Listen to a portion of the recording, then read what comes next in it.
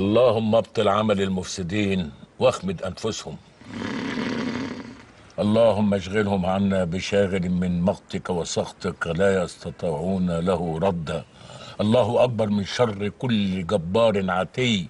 اللهم اني اعوذ بك من كل شيطان عتيد ومن كل عين لامه ونفس لوامه ومن شر الحيات السنامه والافاعي السامه. على امك.